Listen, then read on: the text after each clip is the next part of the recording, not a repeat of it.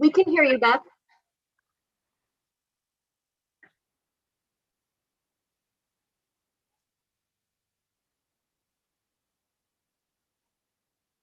Right. No, I understand that. I just want to make sure that we don't have to open them separately under each item. No.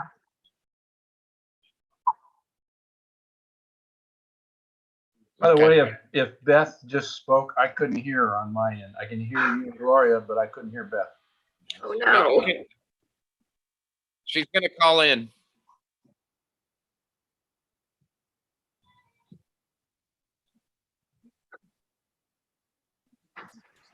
Hey, John, while we're waiting, can I ask you a question? Just kind of a historic question. Certainly.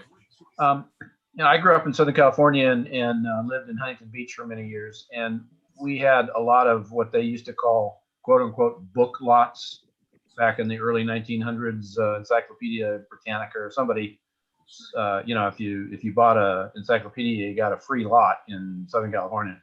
And so those were all 25 by 100, which Right. is what the one tonight is. Do we have very many of those kinds of lots, and do we have a name for them? Like Huntington Beach, they were always called book lots. Yeah, and in Texas, I think there's shotgun homes or something like that. But Yeah. as far as I know, they're just skinny houses. Skinny lots. Like No, those three across the street from this one. Yeah, and at one time you got lots here in Seaside with a subscription to the Monterey Herald. Yeah. At least that's what my grandparents told me. What kind of a lot was it? Was it 25 by 100 or was it? I have no idea which ones it was, but Okay. I'm sure I was they just didn't start curious. out with the big ones. I was just curious because, in Huntington Beach, what they did to make those lots viable was they went, every single one is basically 3 stories, tandem to garage. And I don't remember whether the variance was 3 foot or what it was, but, there was practically 0 lot lines. Yeah. Well, I don't want to get into that lot thing right now because we've got 4 of us Yeah. right now. I was just curious what the background was. No, yeah, it's funny. I don't really know where they came from, but it comes down to that's why we make general plans. Yeah. And we actually build a model of the city and show what's going where our utilities will run. That way we don't double up on our labor. Yeah. I just got a call from the VA today. They double up on their labor for the Veterans Hospital all the time. It's Hey, they you want lay to a talk about doubling up on labor? I was watching 5 guys, I count them 5, with yellow vests on, put one of those yellow curb or ramp things. the mat. Yeah, the mat. 5 guys had their hands on it. They were all putting it in. I almost took a picture to show them. That wasn't the Crazy. city. That wasn't the city, right? Though that was that green truck group. Whoever the contractor was. Yeah. Yeah. Well, they have a contract, so if they want to put 100 people on it, that's their prerogative. Right? I know. But, It is funny. But that was built into their bid, so it's like, Yeah. wow. I don't know. I can't wait to see the asphalt start to go down. Yeah. It'd be nice to have a smooth ride in the street. Yeah. Well, part of Noche Buena is now completely done. They did that the other day. I still crack up every time I go to, what's the one where the curb is, gutters up Yeah, like that's San Pablo and San Pablo. Yeah, Every time I still go by look at that, I and just go, crack how are up. they going to make that? It looks great. I just wonder where they got their elevations from. Yeah. Or if they had any. Well, somebody did. Yeah. That elevation. Yeah. Yeah, I'm not sure. Reminder, it's now 7:01 and 1, 2, 3, 4. I do see a quorum. Okie dokie. Leslie? Leslie is stepped off of the meeting, so tonight you're stuck with Beth and myself helping to run things.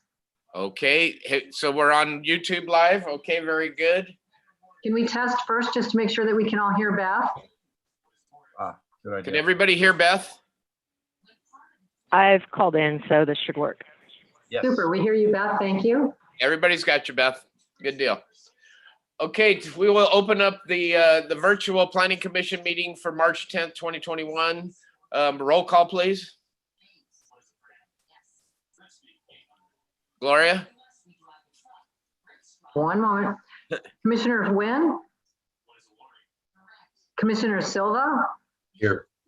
Commissioner Evans? Here. Commissioner Lamaika? Present. Vice Chair Spalletta? Chair Owens? Present. We have a quorum. Thank you. Hey, by Very the way, it good. sounds like somebody's got a television on in the background or something, just. I am so sorry. That was my fault.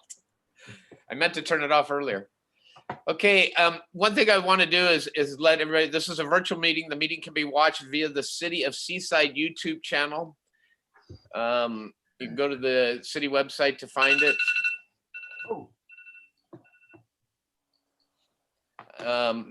That being said, we will move on to, did we finish roll call? Yes. Yes. Okay, review of agenda. If there's any items that arose after the 72-hour posting deadline, this is the part of the meeting where a vote may be taken to add the item to the agenda. A 2 to 3 majority vote is required. Do we have anything come up since the minutes went out or the agenda? No, we do not. Very good. Okay, public comment. Members of the public wishing to address the board on matters within the jurisdiction of the City of Seaside, but not on this agenda, may do so during the public comment period for up to 2 minutes. Public comments are on specific agenda items that are heard under that item. For the public, please state your name. Do we have anybody for public comment?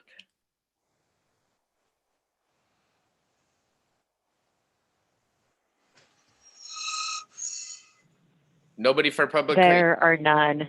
And you're going to have to give me a minute because I keep having to mute and unmute so I don't get interference on the call. So when you ask for Okay. public comment, I'll come through. Thank you. Okay, we will close public item and we will go to Board of Architectural Review, application BAR 21-02, Seaside American Legion Post 591. Property owners and Ira Smith applicant are requesting to demolish the existing 5,391 square foot American Legion building. Staff? I'll have to recuse myself because I'm on the executive board of the American Legion. I mean, we don't have a quorum. So we will not have a quorum on the American Legion then. Has anybody heard from Danny or from Mike?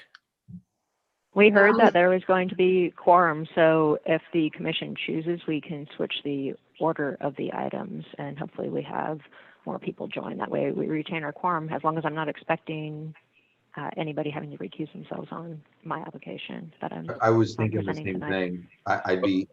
Do you need a motion for us to change the order? Or is it just something you can do administratively? I think we I could, just feel safer with there being a consensus on it. So let's do a motion. do I have a motion to move item A to behind item B? Also move. Do I have a second? Second. All in favor? Aye. Aye. You need Dave? a roll call? Dave, we can't hear you. Or raise your Sorry hand, about that. please. There I you think go. it needs to be roll call. Yeah. Gloria, would you like to take the roll call on that? Not as fast at typing as Leslie is, but here we go. All right, Commissioner Silva? Aye. Thank you. Commissioner Evans? Aye. Thank you. Commissioner Lamaika? Aye. Thank you. Chair Owens? Aye. Very good. We have a motion and a passed verbally, so we're within everything. So we will move on to item B, variance application number 21-01, Chad Brown applicant and Dimitri Kisilov. Property owners are requesting a variance to the following residential zone standards. Staff? This is Beth Rocha, Associate Planner. I'll be presenting this application. Move forward, please, to the next slide.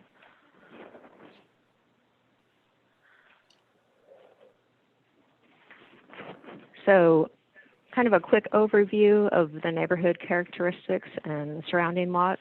The subject property is highlighted in the solid red. It is directly adjacent to a single-story single-family home, which is to the right as we look at it, and then to the left, multifamily. And I made an error on this one, so excuse that. It says multifamily, but it's single-story. All the other ones are labeled correctly. So MF is multifamily, and the number after it indicates the number of stories. So it also has, subject property has somewhat access to an alley. It is also adjacent to two multifamily structures that front on Trinity of 3 stories. And then just further down the block going towards Terrace from our subject site are 2 multifamily 2-story structures. On the corner of Terrace and Hamilton, 2-story single family, and then the 3 lots in the purple are all 2,500 square foot lots like the subject site that were developed a handful of years ago when we actually had specific development standards. At the time was called Design Flexibility of Substandard Lots. And that existed from, I believe, 1980 to 2006 and was removed from the code in 2006. I was told it was part of a larger zoning code update, and it wasn't something that was specifically called out to the level of attention we would see with other amendments that are very specific, so it kind of flew under the radar, and maybe at that time we weren't seeing much happening with those lots, or could have been a different administration where there wasn't much desire to be allowed to happen on those lots at that time. Next slide, please. So here's some photographs of the project site, which is the vacant lot in the middle where you see the grass behind the white fence. The first photograph, I tried to also illustrate the property to the left, which is 1084 Hamilton. And I wanted to show just the distance there and what's immediately adjacent to the vacant lot subject property. It's about 12 feet from the property line of the subject site to the exterior wall of that single family home. And then on the photograph on the right, where you see the cursor now, yeah, there we go. That is adjacent to 1064 Hamilton, and the distance of that driveway, it's quite large at approximately 29 feet between the property line of the subject site and the exterior wall of that home. The picture on the bottom left kind of shows the context of what I showed on the previous map with the multifamily structures surrounding at 2 and 3 stories, and then the single-story structure immediately to the left of the subject property. And the photograph on the right, if you can kind of look in a little bit closer towards that white home that you saw above and the right, shows a little bit of a grade change. There's a retaining wall along that driveway that you can see in both photographs. And there's probably about a 3-foot difference to their building pad to the one that we're going to be considering tonight and in later applications. Next slide, please. So a big if the variance is approved, then there's other aspects of this project that you're going to see as architectural review authority and also as a planning commission for a use permit. So the scope of the project, it's for a 1,358 square foot, 2-story single family residence on a 2,500 square foot lot. If the variance is approved, applicant has to return for consideration of a use permit for exterior stairway leading to a rooftop deck and second-story deck elements, and architectural review application for the deck's architectural design, landscape design, and associated lighting. Next slide, please. So we're going to break this variance request down into 3 elements, as that's what they're requesting variances from the design standards for. After each section, I'm going to open it up for just clarifying questions of the information was presented, and I would ask that it be kept to clarifying questions, and then of course at the end, considering the project as a whole, you can kind of voice your overall concerns. But I just want to give a chance because it's going to be a lot of information to digest. So the 3 variance requests are: 1, a reduced side yard setback from 5 feet to 3 feet. and also a 15-inch architectural projection of an eave into the requested reduced side yard setback. Second element, Yes, sorry about that. second element is an increase to the floor area ratio from 45% at 1,125 square feet to 54% at 1,358 square feet. And then finally, reduce parking requirements. Code requires 2 spaces with at least 1 within a garage, and that is specific to lots less than 50 feet in width, and they're asking to only have to provide 1 parking space. So as we continue on, we're going to just be looking at the side yard setbacks in this first variance element of this application. Next slide, please. So the reduced side yard setbacks. As I stated earlier, the code requires 5. The proposed is 3 feet and a 15-inch architectural projection into the reduced side yard setbacks. This is the site plan, first floor plan. They observe the 15-foot setback from the front. The rear setback to the rear of the interior of the home is a little bit over 29 feet, and 15 feet is observed to a second-story element. You can see the distance on this 25-foot wide lot of the 3-foot setbacks observed on the side, which is the top and the bottom of the image. And then the dashed line represents the projection into that setback of 15 inches. And you can see that dashed line kind of continues above the car depicted in the garage space, which is the outline of the second floor. And you'll see more detailed drawings of that in a bit. Next slide, please.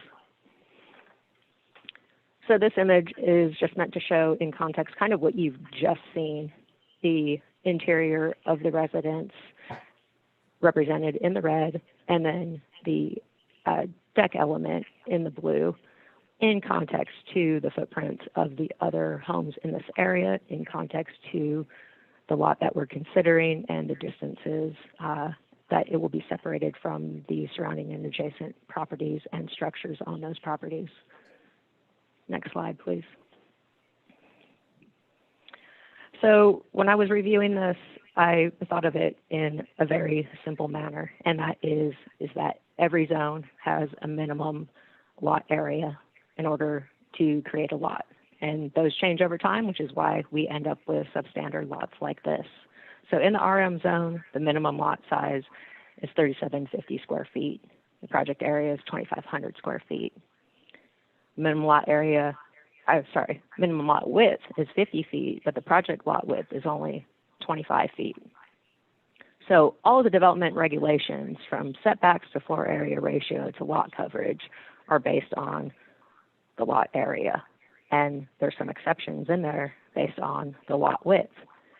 For example, if we look at the chart that I've created, we have the development standard, it's setback. Across the top, I have what's required of a standard lot in that zone. So 5-foot setback, that represents 10% of the minimum lot width. It's that 10% of the 50 feet. What the variance request is a 3-foot side setback. And what that represents is 12% of the lot width. And if you were to apply the standard regs to that 2,500 square foot lot, that's what that last column represents. A 5-foot setback would represent 20% of the lot width. And this is how it made sense to me, because those standard numbers for the zone are based on the minimum standards. If we have something less than minimum, if we think about proportions, that keeps in mind scale and mass. And this is how I presented my analysis for this item. If we also look at the potential structure width, taking into consideration those side backs for a standard lot, you could end up with a 40-foot wide structure on a 50-foot wide lot. The width of that structure is 80% of the lot width. In this case, with the variance request, they're looking at modifying the setbacks to something reasonable. Still, essentially, although it's a variance, the percentage represents something beyond what code requires for a proportionately relative lot size. At 17 feet and 7/8 of an inch, that's the interior width of the home. If they were to observe the standard regs for the subject lot, where you see in that third column in the middle, the interior width of the home would only be 13 feet, and that's 52% of the lot width. So if you look at the left column and that 80%, and you look at the far right column at that 52%, they fall somewhat in the middle. And in my mind, that's responsible. It's a hardship that they have because of the size of the lot, and it's not really creating any negative effects in the neighborhood given the mixed use nature of it, given probably a lot of non-conforming situations in that neighborhood. And then when we get to the architectural projection, that's contingent on the setback being approved. If you have a 5-foot setback in the code, you can project up to 2 feet into that required setback. So essentially observing a 3-foot distance from the property line. The variance request is 15 inches. Again, the standard is a 2-foot projection. That 2 foot represents of that 5-foot side setback, 40% of that setback. In this case, the 15 inches is 41% of the requested 3-foot side yard setback. Next slide, please. So yes, I'll take questions at this time, if you have any, clarifying the information that was presented. Commissioners, anything for staff? So is the idea right now to just ask questions on the setback issue and then you'll go to the next of the 3 issues? Correct. I don't have any Yeah, questions. I'll answer. Okay, yeah, clarifying questions, opinions on the whole nature of substandard lots in Seaside, and taking into consideration with everything you hear by the end of the presentation. Definitely save those thoughts for later, but just in terms of how the information has been presented and any clarity you need can happen now. What did the fire department say about this, Beth? I received comments back from building. We routed the plans to fire. I didn't hear back from them, but the code in the section that talks about the architectural projections says that if the projection is closer than X feet to the property line, then it has to be approved by the building department. And David Little, our building official, did not specify anything at this point in that preliminary plan check on that item. Yeah, the only thing that bothers me when we do this is firemen having the access they need if something happens at this house, that they can get down the side of that house without injuring themselves. Now, granted, you have a driveway on both sides, so that I would take into consideration, because, man, we've talked to the firemen before on it, and 3 foot is their minimum. So that means them putting anything on that side yard that could, you know what I mean? It could obstruct them as they go down through that. But Definitely. And, you know, with the routing of this first variance application, there are also going to be routed plans at use permit and Board of Architectural Review, and I'll definitely guarantee that I get comments back from them at that stage. And if they need to do a modification on their design because of a state fire code requirement, then that will have to be done. Okay. How long is the house? I can't seem to see it on it. I can't get it to enlarge for some reason. Yeah, we'll get to that detail, but offhand, if it's observing 15 in the front and about 29 in the rear, it's 100-foot lot depth. That gives you, I think, about 45 feet. And my last question, this is 3 feet on both sides, all the way down? Correct. Okay. Commissioners? Looks like you have no more questions, Beth. All right, let's proceed on to the second element. Mr. Owens. I don't know why I cannot shut this thing off. Just try turning the volume down all the way. It is all the way down. Try putting it in another room. Excuse me. It's like when the smoke detector goes off in the middle of the night, right? Oh, man.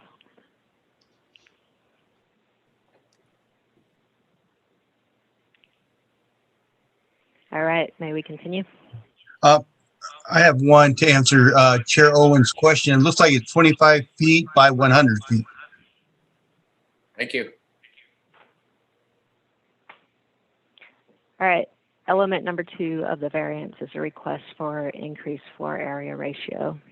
The code allows for 45% of the lot area to be essentially equated into the square footage allowed on the lot. They're proposing 54%. I zoomed in a little bit more to this image so you can see first floor is proposed to be 683 square feet, and that's excluding the 280 square foot single car garage. And the second floor is proposed to be at 675 square feet. So the interior floor area is pretty modest. Next slide. Again, kind of an exercise in proportionality. RM zone, minimum lot area, 3,750, project area, 2,500 square feet. The development standard is floor area ratio. On a standard lot of 3,750 square feet, you would be allowed 1,687.5 square feet of interior floor area. That's 45% of the lot area. A variance request would result in a net increase of 233 square feet, and almost divided equally to the first and second floor areas. That represents 54% of the lot area. What would get them to that square footage at 1,358 of interior floor area would be a 3,019 square foot lot. They're at 2,500 square feet. And if they were being subjected to the standard regs without the variance being approved, they would be allowed 1,125 square feet, which is 45% of the lot area. So 233 square foot increase over 2 floors. Next slide, please. So again, here's this image, and just to kind of show you the scale, you can see the car length of the garage is labeled as 20 feet. You can kind of project that over the rest of the plans where you don't see dimensions labeled for the width, but the width of the home is towards the right of the image at 17-foot interior width. You have a 12-foot width, a little bit plus or minus, near the couch and the rear door of that living room. The kitchen is about 11 feet in width with bar seating on the outside of the kitchen area. And then the entry area is probably around 20 square feet with accessing a powder room onto the right and the stairway leading up to the second floor, which we can see on the next slide. Second floor plan, again, the dash lines help show what's below on the first floor. So every level of this home is going to be stepped back and smaller than what was on the first or preceding. Again, an idea of scale with the dimensions that you see labeled: 5-foot wide hallway, master bedroom. The width, even at the balcony on the far left, is 12 feet. So we're probably looking at about, again, that 17-foot width plus that we saw, extending into that dimension for the master. And then pointing out in the middle where you see those 3 circular elements is actually an exterior, proposed exterior balcony of 89 square feet. So it's kind of a gap in the interior square footage, but just shows you at 675 square feet on this floor and a little bit more on the first. We're not looking at anything too excessive in terms of what that 233 square foot increase in floor area ratio would allow for. Again, it's not really going to add to that much of an increase in the bulk or mass of that structure. If we want to kind of do an experimental distribution on that 233 square feet, we're looking at around 116 additional square feet on each site, which is probably around an additional 7 feet in length to that structure, which definitely provides for livable area, a standard livable area. Next slide, please. This shows kind of the mass and scale of the project. So like I said, the stepping back as seen on both the east and west elevation. Insets for outside areas, as you see in the west elevation with that patio area that I pointed to above.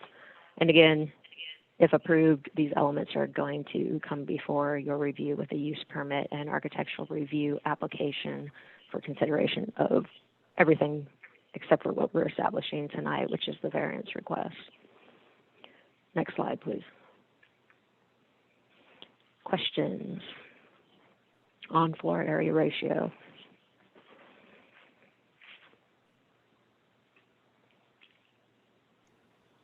Owens, you want to ask? Commissioners, anything on floor ratios? I just have a quick question. We're only counting the enclosed space.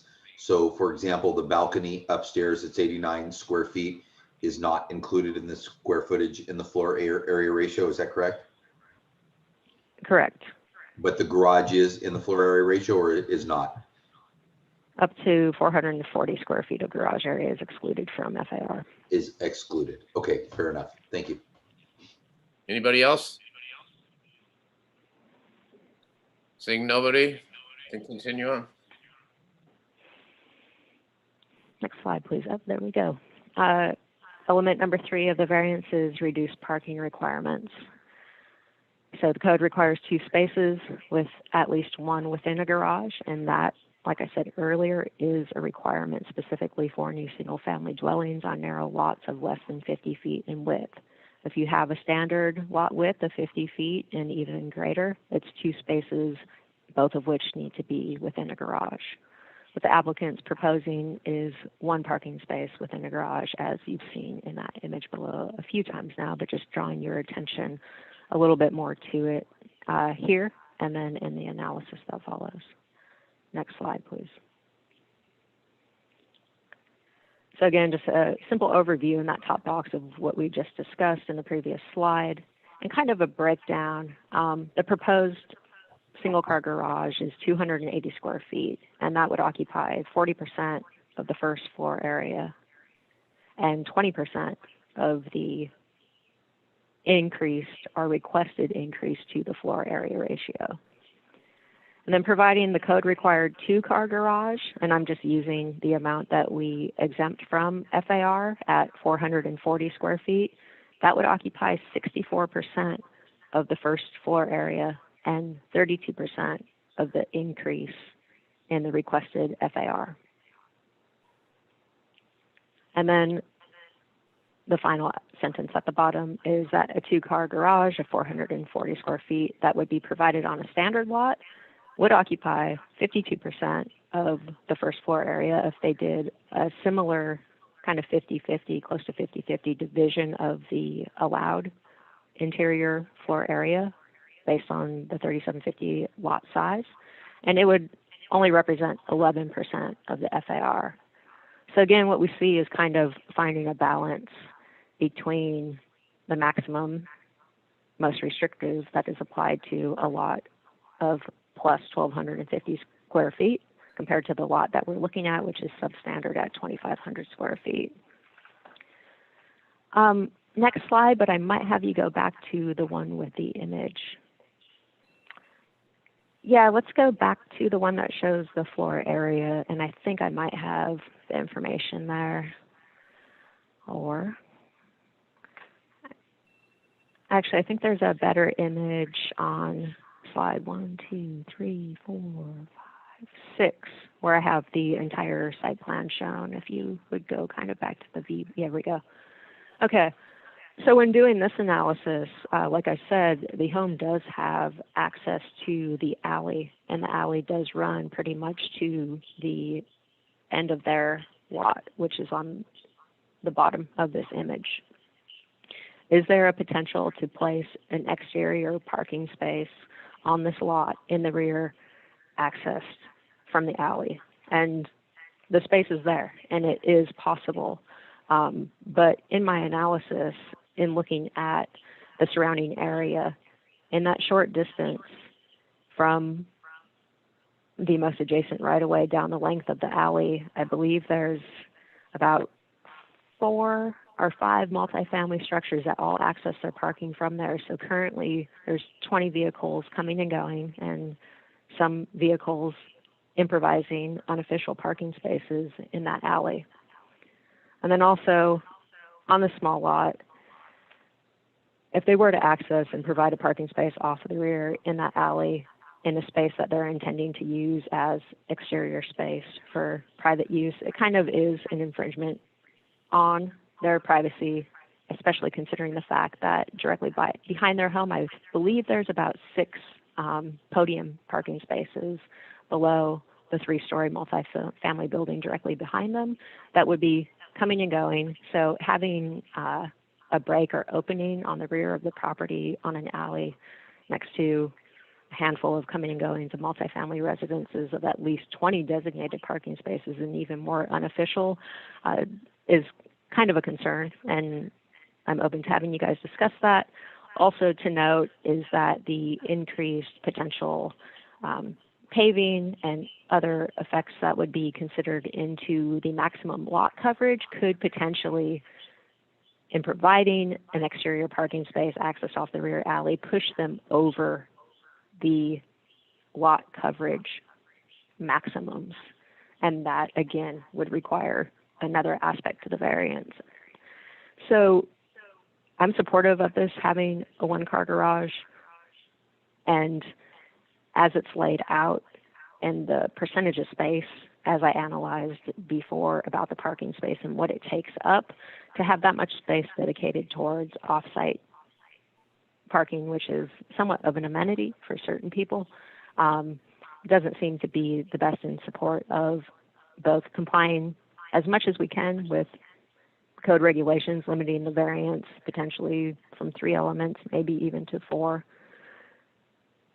So we'll discuss that as we open it up for commission discussion. But Dana, if we could plop way back down to where we left off, I would appreciate it. I think I was taking clarifying questions on the reduced parking request, if there's any. Commissioner, I have one question. go ahead. Was there ever a discussion or was it ever considered to reduce the rear yard setback to 10 feet, just giving an extra 5 feet to the driveway so there would be a second potential off-street parking space? It seems as though with no design change to the building whatsoever, just shifting it back 5 feet, if we gave that variance, we would pick up an extra off-street parking space, which I'm going to guess with the multifamily that's in this area, that would be extremely valuable, not only to the community and the neighborhood, but also to the property owner. Any other commissioners? I have to agree with Commissioner Silva on this, mainly because as you look at the pictures that you take, you can see the streets are pretty full of cars.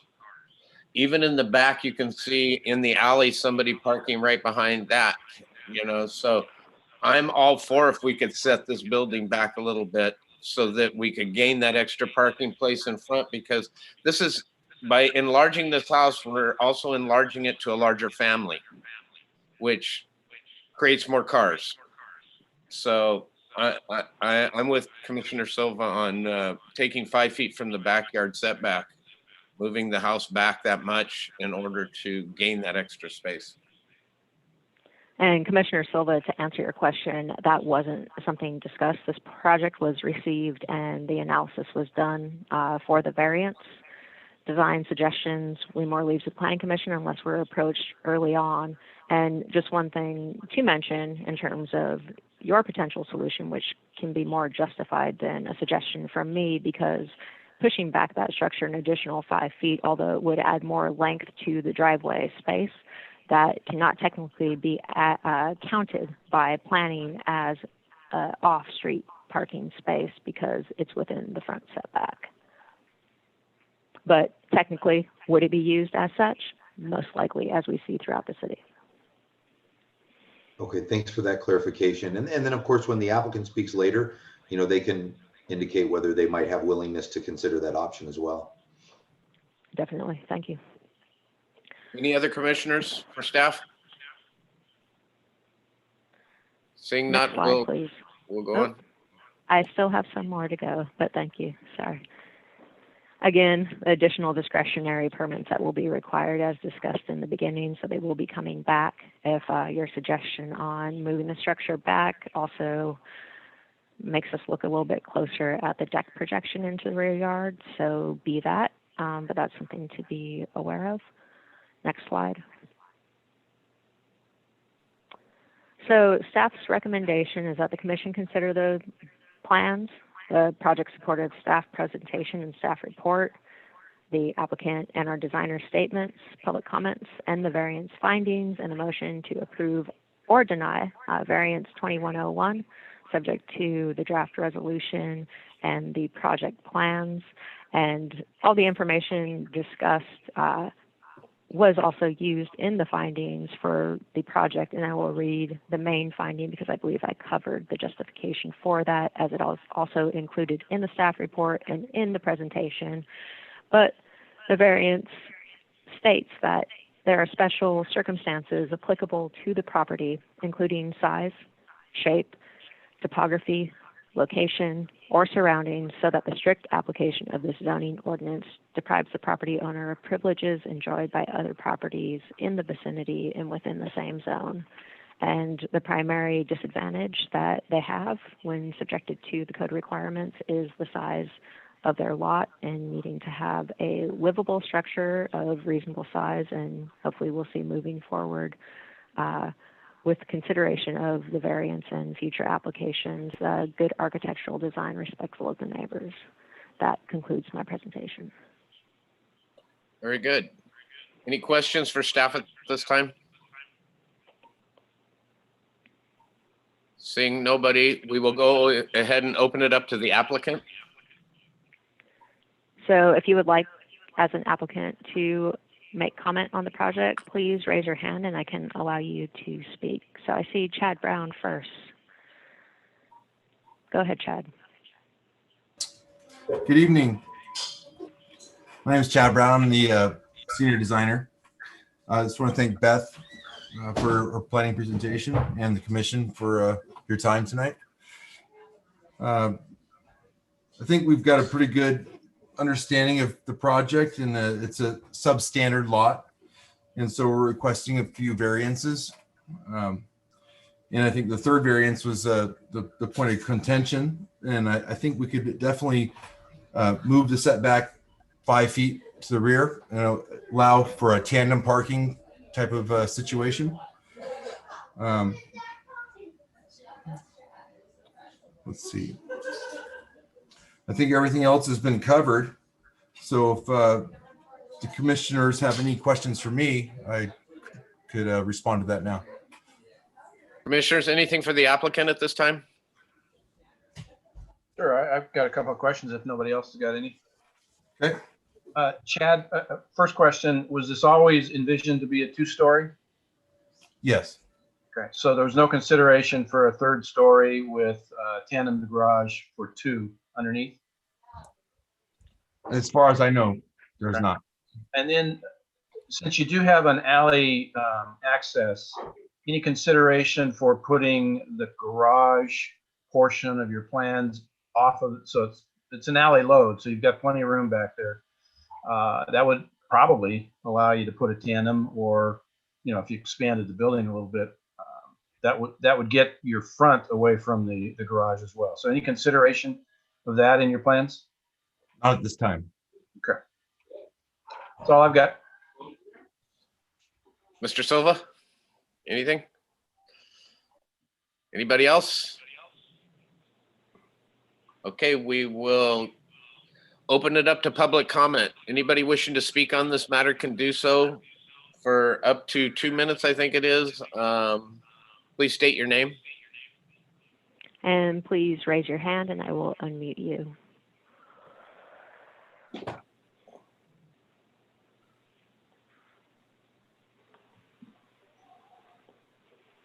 Not seeing anybody yet. Let's do one more call to raise your hand to be unmuted and speak about the project. I do see the property owner and I believe the architect or other designer on the call as well.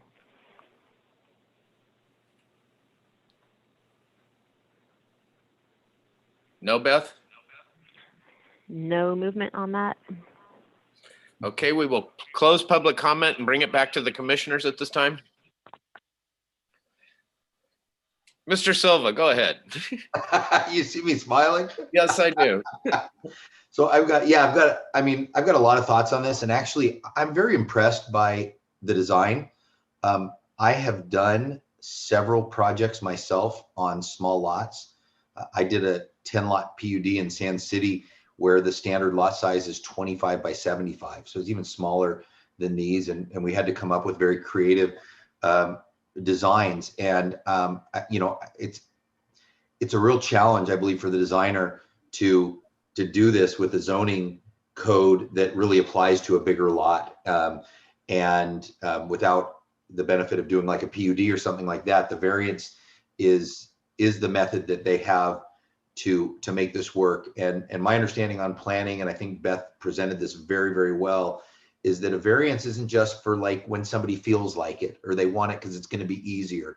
It's when the physical constraints of the lot really preclude them from being able to do something with it. And so, if we don't consider an application and consider granting these variances, this lot's going to just stay vacant and nothing's going to happen with it because it's small and it's challenging. And so there's some things that stand out to me that they did very well. And aside from a completely different design approach where you bring the garage in from the back, which would be very attractive from the street side, but I also heard the concerns about all of the traffic on that alleyway with the multifamily properties. I think they did a really remarkable job of fitting this house on this lot. I have put 1,800 square foot 4-bedroom homes on 2,500 square foot lots. So it's doable. And I think they actually showed restraint in keeping this to a 2-bedroom house. I think that they showed constraint and they actually created some real architectural interest in creating the balcony on the second floor that kind of breaks that up because that could have been a 3rd bedroom. And I think they did a really remarkable job with very simple forms, but in creating, and I know we're not reviewing that at this time, but the architectural elevations on this are very attractive. So I was impressed across the board at what they pulled off in this space. And I think just practically speaking, in my mind, if they'd be willing to slide it back 5 feet, I'd rather see the variance on the backyard where you have, you're not right up against another neighbor's fence, but there's an alley and then multifamily, just to give them that apron. And even if it's not legally considered a second space, if there's 20 feet of driveway before the sidewalk, then that effectively is a second space that gives them the ability to tandem park and stack cars there. So I'm generally impressed by this. I think they did a very good job with a very challenging circumstance. There's always going to be something that's not going to make somebody happy.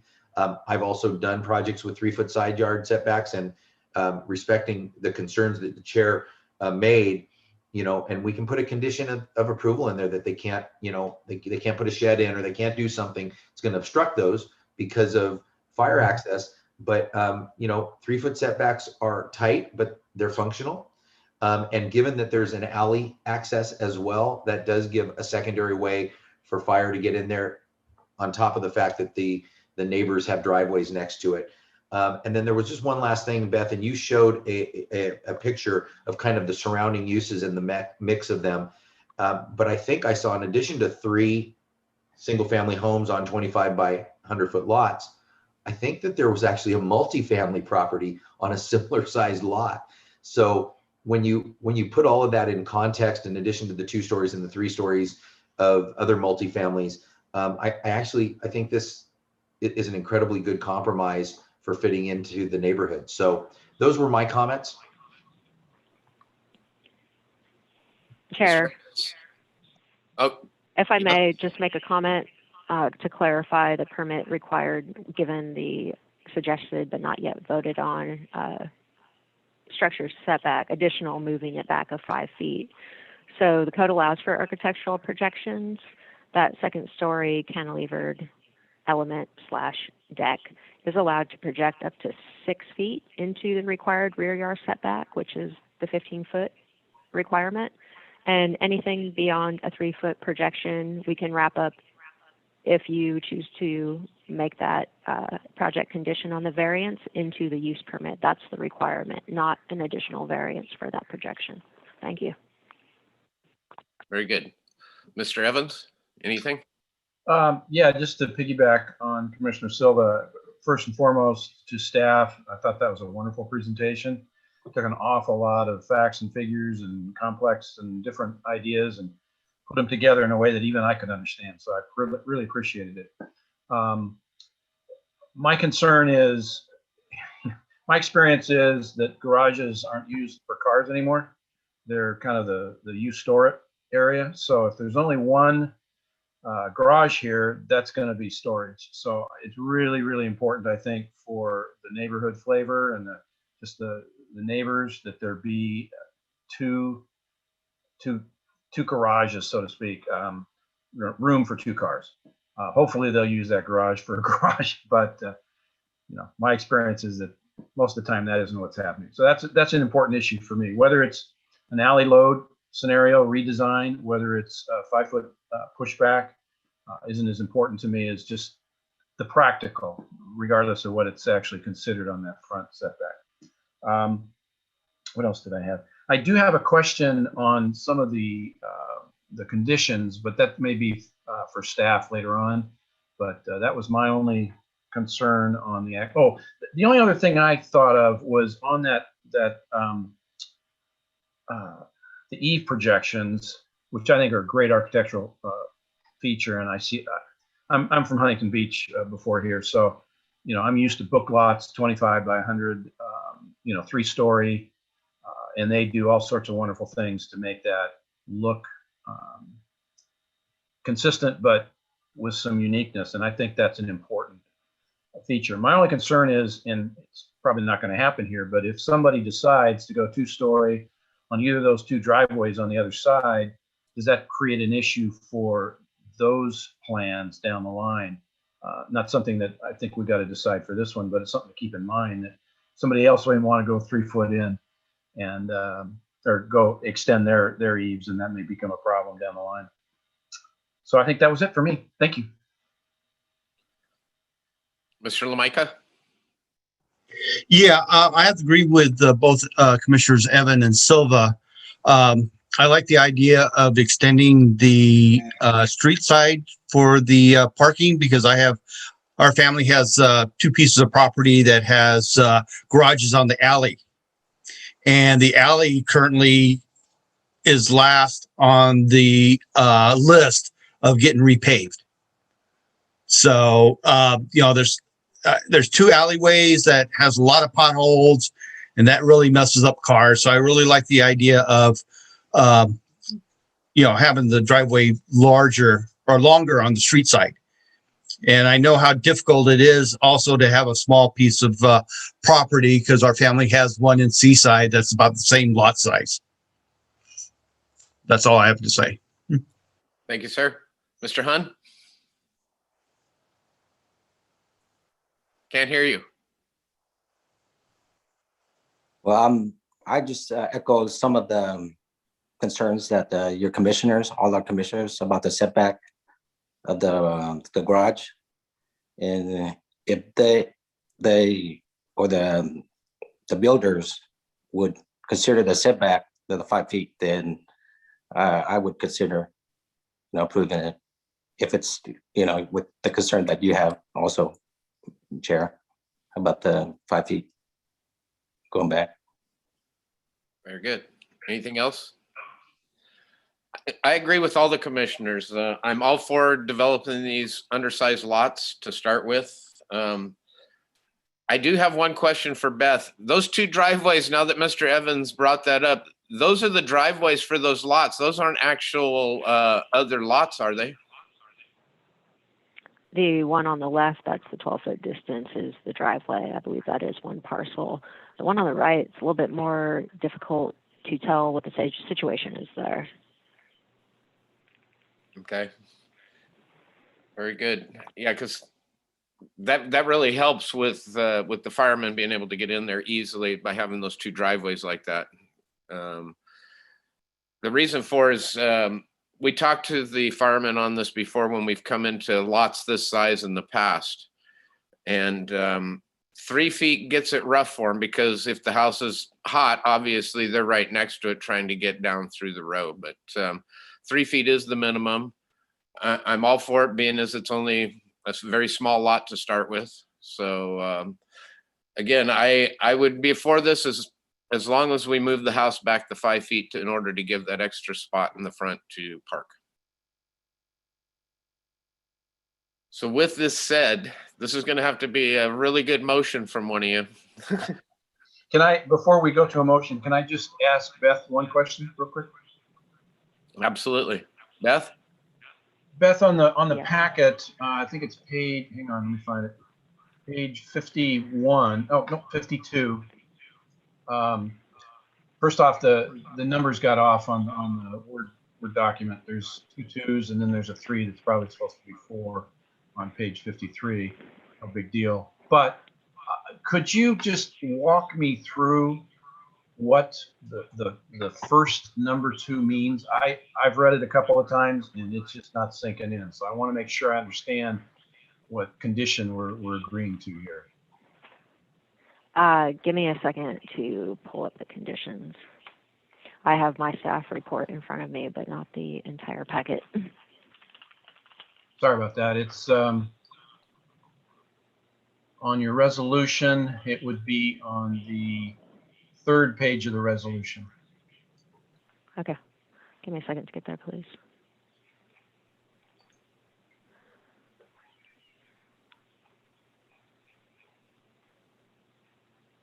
And just while you're looking for it, there is a typo also in there. It says, Oh, in terms of the numbering?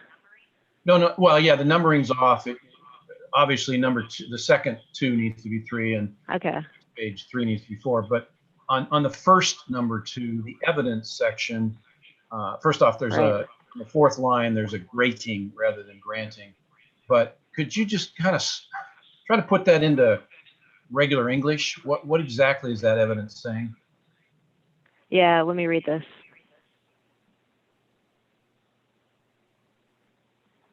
So the condition, and I'll read it so we all know what we're referring to. It says the approval of the variance includes conditions of approval as necessary to ensure the adjustment granted or the variance granted does not constitute a grant of special privileges inconsistent with the limitations upon other properties in the vicinity and within the same zone. I said project conditions of approval are incorporated in the resolution, but the findings and adherence to the project plans and the subsequent bar and use permit submittals would be the main tool to ensure the variance adjustments do not constitute a granting of special privileges inconsistent with the limitations upon other properties in the same vicinity. I cited the code section, which contains regulations for both variance and minor variance applications. And minor variances are reviewed and approved by the zoning administrator, and they're capped at a 10% reduction to some of the design standards we looked at tonight. And then comparatively, the variance regulations don't specify a limit to the degree to which the variance can be granted. So you could grant a variance up to 100% of the design regulation down to anything above 10%, as that would be reviewed by the ZA. And then all other aspects of the project comply with the development regulations of the zone. The variance to the development standards does not constitute a granting of special privileges inconsistent with the limitations on other properties in the vicinity. So essentially, the finding is saying the conditions of approval on the variance are very limited because the variance exceptions, the variance itself that you're granting, are kind of the conditions of approval that will be placed on the bar and use permit project moving forward if the variance is approved tonight. So besides the condition that I'm having a feeling we're going to get a consensus vote on with moving that structure back 5 feet, that would be added. And then as we route the plans to the other disciplines, again, if the project is approved tonight, those conditions of approval will be added. So that's where we'll see more details from fire and from building as they get more detailed plans beyond what was provided for the variance application. I hope that makes sense and kind of distills it down a bit more.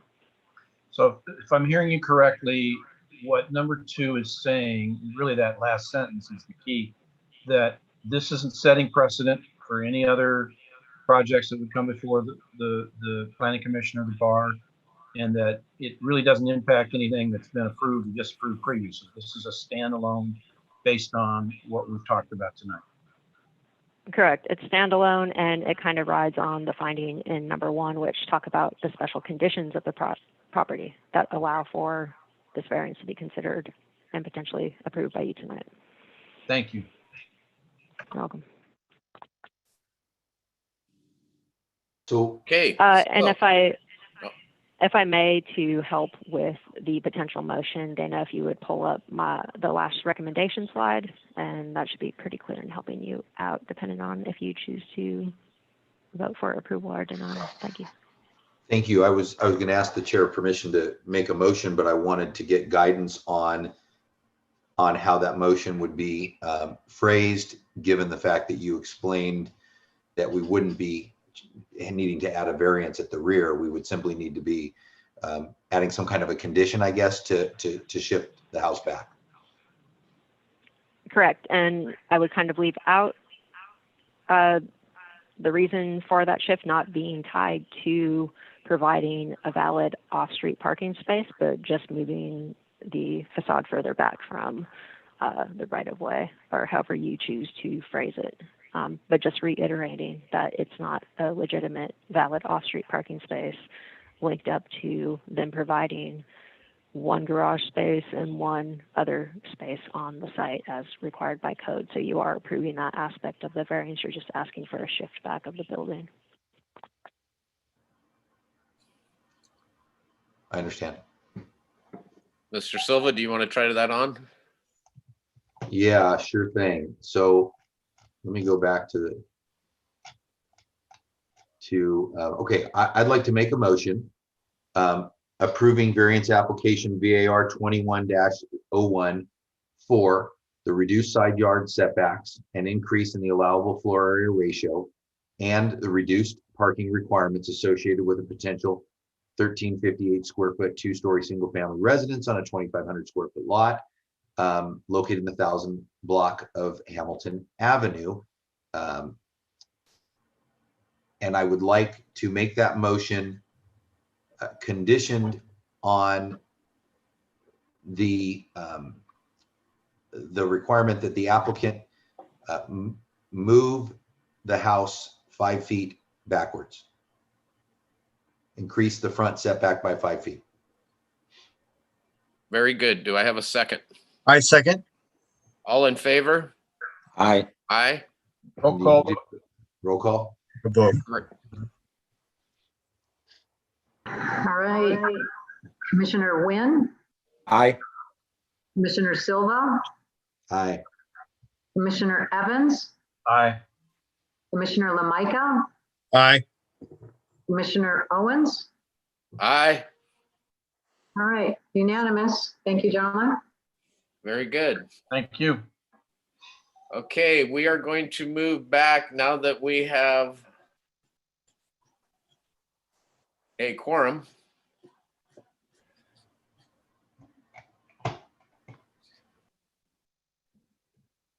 Give me just a second to. Okay. Okay, Board of Architectural Review application number BAR 21-02, Seaside American Legion Post 591 property owner looking to demolish the building and build a new building. I know that Mr. Lamaika is going to abstain from this, but we have a quorum since Mr. Hahn has joined us, so very good. We will turn it over to staff. Good evening, commissioners. Can everybody hear me? Yes. Yeah. Wonderful. I will proceed. So this, as Owens mentioned, is a Board of Architectural Review application for 100 Playa Avenue, the American Legion building. This site was purchased in 1974, so the American Legion has been here for a good number of years. They are looking to demolish the existing building and replace it with a newly constructed structure. The site will also include the construction of a new America's Tire store, which will have a total of 8,192 square feet with a 2,655 square foot mezzanine. The American's Tire portion of the project was reviewed and approved back in 2020. The American Legion is being developed separately from that retail store, and it still requires their Board of Architectural Review approval. So specifically, we're going to be demolishing a 5,391 square foot existing building and reconstruct a new 2,652 square foot building at the rear of the lot. The new building will consist of 3 offices, a break room, women's restroom, men's restroom, a bar, and an open meeting room. They will be reducing from a commercial kitchen down to a standard stove and sink, which will be located in the break room. There will also be a fenced-in garden terrace on the west side and a concrete terrace on the east side of the building. There will also be a trash enclosure located along the alley right-of-way, which is called the mall extension. And their hours of operation will continue to be from 11 a.m. to 9 p.m. Monday through Sunday. So here we have a location map showing where it is located at the corner of Playa and Del Monte Boulevard. The surrounding uses are a shopping center to the north, Buffalo Wild Wings and Panda Express. We have a liquor store and a 60-unit motel to the east, a 40-unit motel to the south, and auto repair services along Del Monte along the west. Here are some existing site photos. These are a little bit older because there was construction going on along the street when I went out to take photos. So these are Google Earth photos, but they do show basically what the building looks like. There is some more additional, there's usually a truck out here in the front where they're serving food, and they have added on an outdoor eating area per COVID requirements. That's not going to be part of the new project. So here we have the existing site plan showing the existing building layout in proportion to the site. And then here's an aerial view showing the parking lot layout. So here we have the proposed site plan. It does have both the America's Tire building, which is down here on the lower portion, which is the northern part of the site. And then this is the actual American Legion building, much smaller, which will be located in the back. It is consistent with all of our zoning code requirements. It is zoned regional commercial. The maximum allowed height for this zone is 72 feet. They are proposing a 16-foot, 1-inch building. The total site area is 1.01 acres, and their proposed lot coverage is 24.6%. The allowed coverage is up to 90%, so it is well below lot coverage, and that does include the America's Tire building. Their proposed FAR is 0.31. The maximum allowed FAR is 1. So they are consistent with all of those development standard requirements. Here we have the existing floor plan of the existing Legion building, and then here's the proposed. So it's really going away from kind of this meeting room restaurant style to really dedicated to just more of a bar garden area for people to come and meet and discuss their past experiences. I haven't been to a Legion building yet. Here we have our elevations, the north elevations.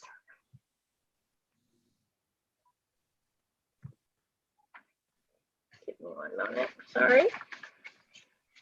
East, and I'm going to go into the more details on the actual colors and exteriors. So along the, once we get to the actual renderings, as they show colors. So the main entrance will be located here on the north elevation with an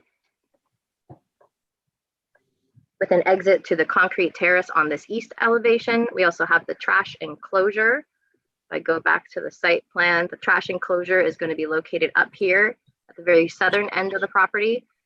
It's lined up with the America's Tire trash enclosure, so both facing the mall extension.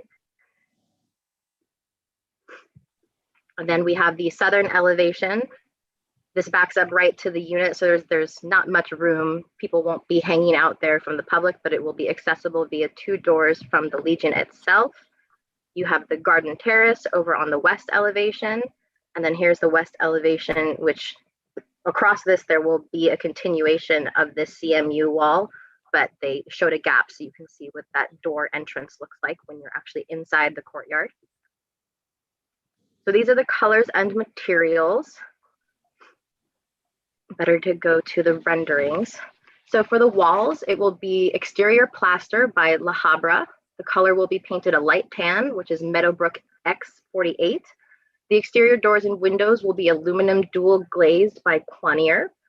The color will be natural aluminum. The wood slats at the front wall will be vertical grain cedar. Color will be sealed natural. The steel columns and canopies will be painted structural steel beams. Columns and the fascia will be balsamic reduction, which is a very dark gray. The horizontal metal siding will be Masterline 16, which is charcoal gray in color. The leader heads and downspouts will be painted aluminum, specifically volcanic rock. And the roof will be consisting of TPO membrane roofing, which will also be dark gray, which is similar to the wall metals. Just for clarification, this is the America's Tire elevation, so you can kind of get a feel for how the two buildings will look on the site. So on the bottom, we have the south elevation. This is the elevation that will face our northern elevation of the Legion building. So they aren't designed to be identical because they are two separate businesses, two separate operations, and in the use permit approval, they were recommended to have separate designs. For the lighting, there are two types of lights proposed. There's a 12-inch by 5-inch LED wall-mounted light. It's going to be bronze. It's located along the north and southern frontages, as well as the east and west. And then we have LED surface mount light by Alcon, the Pavo Square. These are mounted beneath the canopies at the northern frontage, as well as the east and west. There'll be 4 along the north, and then only 1 each under the canopies on the east and west sides. We do have landscaping. So there are 6 existing Myoporum, which are mouse hole trees that are infested with Psyllidae insects, and they are in decline.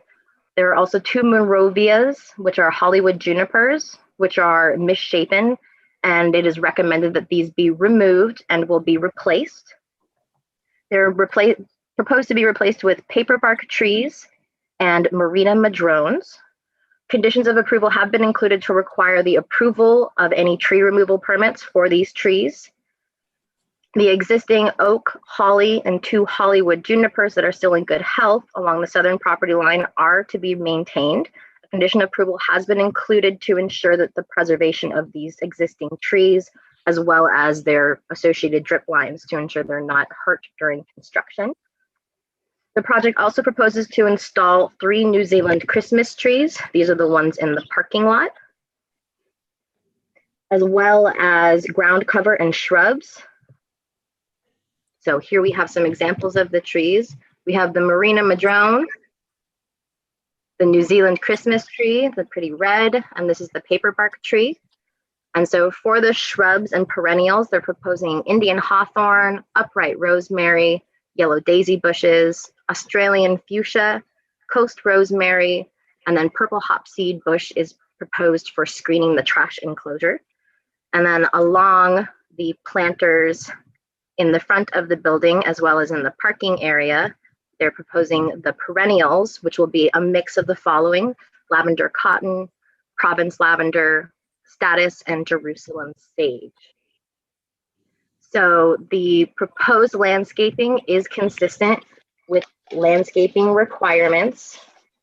There is one exception in the fact, give me 1 second to find, here it is. So for perimeter landscaping, it is required that the planting strip between the street right-of-way and parking area is equal in depth to the setback required by the applicable zone, which is 0 feet, or 8 feet, whichever is greater. So technically, this planter strip along this western frontage is required to be 8 feet. It is less than that. However, it is allowed for the Board of Architectural Review to reduce that strip depth requirement where the overall site area is insufficient to accommodate allowable structures and required parking. So the entire actual site development with both of the proposed structures and the parking plan was approved under the use permit. So this actual parking plan layout was pre-approved, and this is what it needs to be to accommodate their shared parking, which was approved as part of the use permit. So I believe this proposed reduction with their plantings is consistent and does adequately attempt to screen said parking area from the road. And it is also not actual car parking. This is a motorcycle parking in this section here. The applicant will also be entering into a required maintenance agreement with the city to guarantee proper maintenance of landscaping and irrigation systems.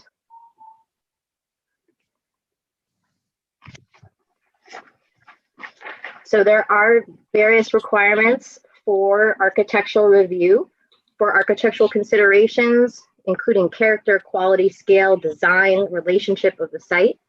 The proposed improvements will consist of a modern design that respects the characteristics of the original architecture. The new siding and building colors will blend with the surrounding properties and improve the streetscape environment. The color palette is integrated into all architectural elements of the building, and the building facade is articulated. The design includes recessed windows and entries, as well as offset surfaces, columns, and textured materials. Windows, doors, and joints display a logical rhythm, avoiding over-articulation, and are made of clear glass. In regards to the landscaping, barring that reduced section for the western frontage, walking between the parking spots and the street, the proposed landscaping provides adequate coverage and has a variety of sizes, textures, and plant materials. Landscaping will be a combination of ground cover, shrubs, and trees, and will be planted on the project site, including at the primary entrances and property boundaries, creating screening. All of the proposed landscaping are low hydrozone plants. Provisions for irrigation, maintenance, and protection of new and existing landscaping has been included as part of the project plans, and additional conditions of approval will ensure the preservation of the proposed landscaping. The lighting plan is consistent with Title 24 building energy efficient standards.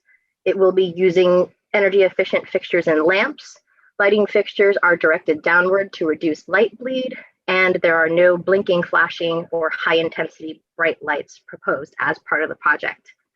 Based on this, staff recommends approval of the proposed redesigned American Legion building, subject to the conditions of approval and project plans. The applicant is available to answer questions once we're done having our discussion, but you can ask me any questions if you have them at this time. Thank you very much. Commissioners, anything for staff at this time? I just have a quick question.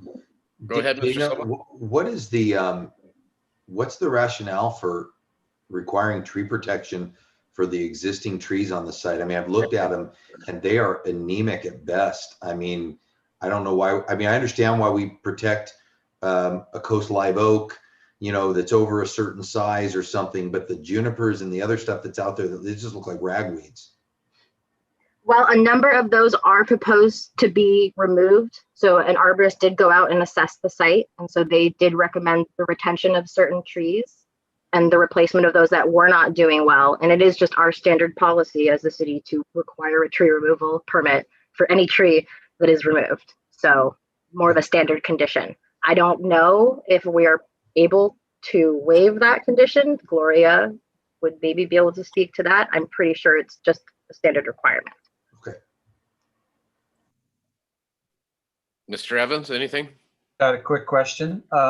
First off, thank you for a wonderful presentation. I think everything was well explained for me. I did have a question on your north elevation entry slide where you show the building with the outside courtyard area, which looks great. And then it looks like they're the two, you call them Marina Madrone.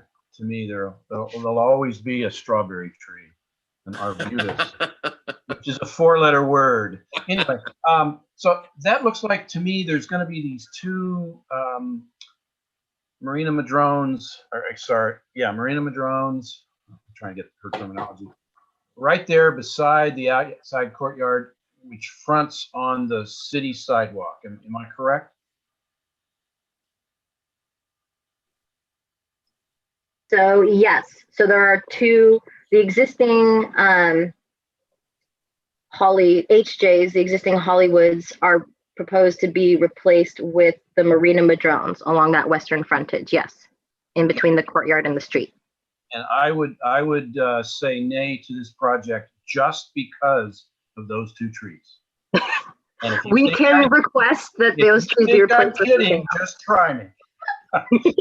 Yeah, the strawberry trees, I mean, they're named that for a reason. They drop those berries like crazy. That's a city sidewalk. It's going to be a mess out there. Plus, their roots get very invasive after a few years. So whatever tree goes out there, trees, excuse me, two are going to go out there, need to be very non-invasive roots, and they need to not litter the sidewalk. So, you know, for instance, the Metrosideros that you talked about, the New Zealand Christmas tree, minimal litter, but you know, but the little red kind of particles that come off, which is no big deal, and they're not hugely invasive. But even that, you know, depending upon where they're planted and whether there's root barriers there, that could be a problem. So I know it seems like a silly little thing, but that is fronting a city sidewalk, so that's an important issue to me. Thank you. Mr. Hahn. I just want to say that any improvements to commercial property and beautifying our city, I have no problem with it. So I'm for it. Thank you. And I have to say I am too. God, we've looked at that blue and white building for a long time. Had many a dinner inside there at lunchtime. But yeah, I'm for it. I think it's going to do nothing but make that whole corner look much better than it is. I just wish they could have got that dang sewer line in that road before they paved it. Yeah. But no, I'm definitely for it. Did we open this up to the applicant? Gotten there yet? You're still asking me questions technically. I kind of got confused if we were on commissioners or if we were still talking to you, Dana. Thank you. I believe, Gloria, did you want to say something? Two things. First of all, yeah, we did have to open it up to public comment. The applicant is still out there if we want to hear from the applicant. And second of all, if the trees are indeed an issue, as Commissioner Evans suggested, we could put that in as a condition of the motion, and we can have the applicant work with staff on an appropriate tree selection. Very good. Thank you. Okay, so Dana, are we done with your? Yes, unless you have any more questions for me. I have none. Thank you very much. Very good speech. Let's open this up to the applicant at this time.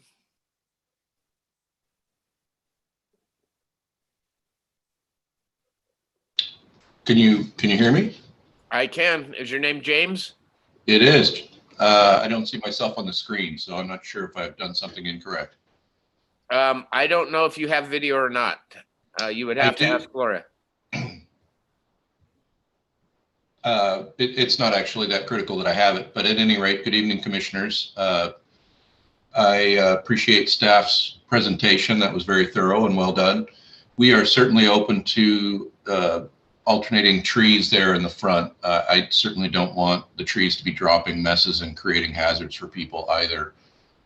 Honestly, I didn't realize those things were that they fruited as much as that, but we don't want that. So we're happy to discuss whatever trees are appropriate for the sidewalk area. And I don't really have anything else to say unless there's some questions for me. Commissioners, anything for the applicant? I'm good, sir. And thank you for a nice set of drawings and a well-designed building. You're most welcome. I second that. Well done. Thank you. Okay, we'll open it up to public comment at this time. Gloria, do we have anybody for public comment? If There are anybody no would like to hands make a public comment, please raise your hand.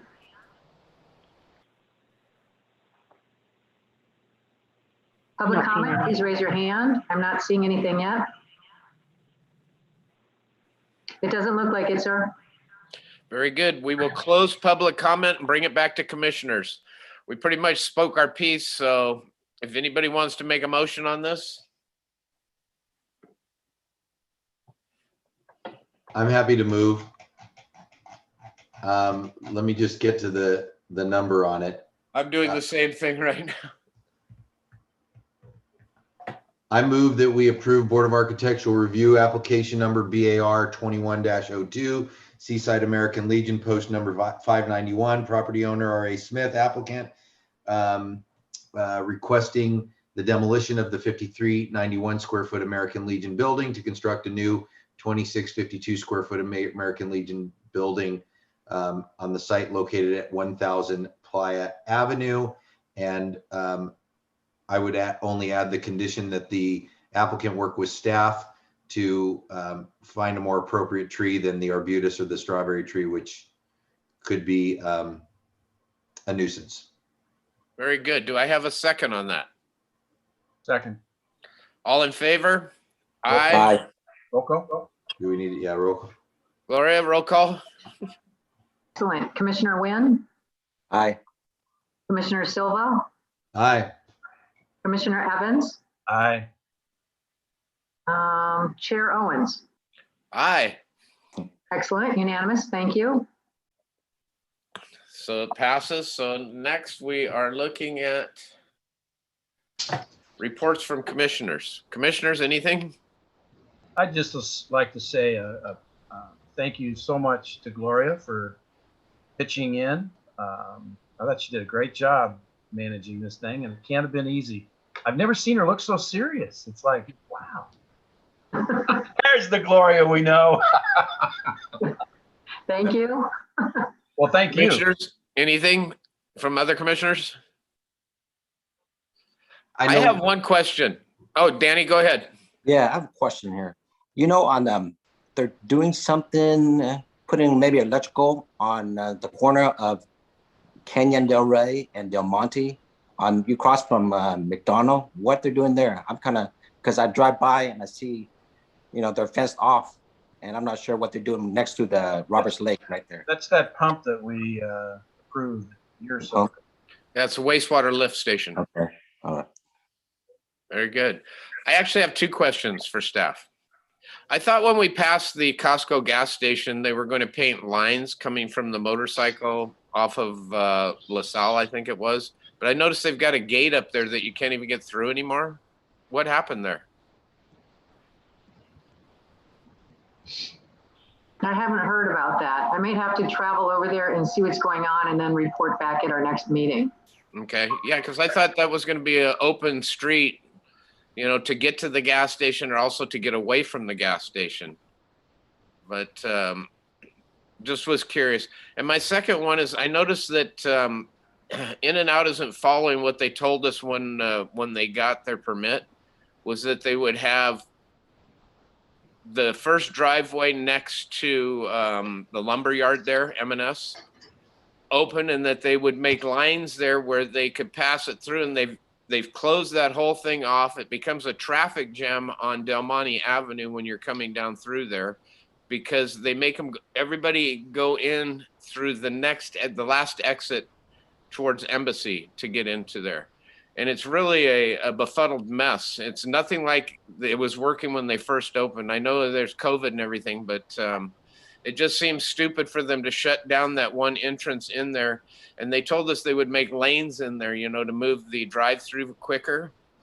But all they've done now is close off the street, and they have one entrance into the whole In-N-Out. And I just don't think it's right. Do you recall, as a clarifying question, do you recall if that was conditioned, or is that something we might just have to go back and research? It was conditioned because of, you remember Monterey was worried there would be a traffic jam there getting into In-N-Out Burger. Okay, all One right. of the things we stated was, and they did. I've watched them when they do a 2-lane thing, and they just move it through there really quick with their computers and taking orders. And by the time they get around the corner, they're leaving again. But just having that one entrance in is really putting a load on Del Monte. We'll put it that way. Okay, thank you. Thank you. I had two quick items. One was, I know we mentioned last week, we asked about, or last meeting, what if the city had a position on the use of electric go-karts on the streets. And I don't know if anything was discovered on that. So that was the first question. The second one was, I noticed that there was some sort of an accident in the drive-through at the new McDonald's. And I was wondering if we know what in fact happened there. A car seems to have jumped the lane and crashed into the guardrail to the pedestrian area. And so I wondered if we know what's happened. It's been that metal rail has been leaning and bent for a couple of weeks now. Right. So the accident at McDonald's, I know that code enforcement has been involved in that because some of the planning commissioners, thank you, raised the issue via email to us early on. And we did have the code enforcement people work on that. So our code enforcement department is working with them on whatever the resolution is to right that protective barrier. The position of the electric go-karts, I'm not sure on, and I might have to follow up with the staff who took that one and just see where that one is. So I might have to get back to you on that one, sorry. Gloria, just so you know, I have my follow-up with Deputy Chief is coming up Friday, I think. So I'll be sending it. You want me to CC you on that? Yeah, sure, please. That Thank would you. just take one thing off your to-do list. Thank you. Gloria, while we're talking about that whole parking lot area, I don't know if you've been around back of Home Depot or off to that one side, but there's people parking trailers and stuff there, like a homeless encampment in the back area there. It doesn't look good for our stores or our parking lots, you know, unfortunately. But I know the homeless have a hard time and stuff, but some of it's really bad back in there. The trash and everything else. Trash. Oh, it's terrible. Okay. But if we could have code enforcement take a peek through there to maybe clean it up a little bit for the people that go to, there's not enough parking on a weekend in that whole area. When all that gets buzzing, I mean, you drive around now to look for a spot, and these ones that are being taken up by businesses that aren't even there. Right. But other than that, that's all I have. Commissioners, is that all we have for staff? Okay, reports from staff. I have a short one, and this is one that I'm sharing with everybody, and it's especially appropriate tonight because we talked about the American Legion. I just want to remind everybody that the Veterans Administration is making COVID vaccinations available for any of the veterans. You're not limited by age groups or anything. They're able to take any veteran through the VA and Marina, and all you need to do is call this number, 650-496-2535, from 8 a.m. to 6 p.m. So I'm going to give you that number again. It's 650-496-2535 for veterans to get a COVID vaccine. So I just want to remind everybody to get their COVID vaccination as soon as they get offered one, because the sooner that we do that, the sooner we can get back to our quote unquote normal lives again. So thank you all for that. Getting mine tomorrow. Excellent. I do also have not a report, but thank you to the commissioners who have replied to me regarding the March 24th cancellation and rescheduling that to a special meeting for April 14th. I have heard back from 4 commissioners saying that that is a viable option. So we will be canceling the 24th meeting, and we will be having a special meeting on the 2nd Wednesday of April. Very That's good. it. You will send us a notice email though, right? Yes, I will send a reminder to let you all know. Thank you. Very good. Okay, anything else from staff? That's it? Very good. Thank you, staff. Do I have a motion for adjournment? I make a motion to adjourn. Do I have a second? I second. All in favor? Aye. Aye. Very good. So passed. Gloria, do we need a roll call on that adjournment? Or are we good? Good. Thank you, everybody. Have a great rest of the week. You too.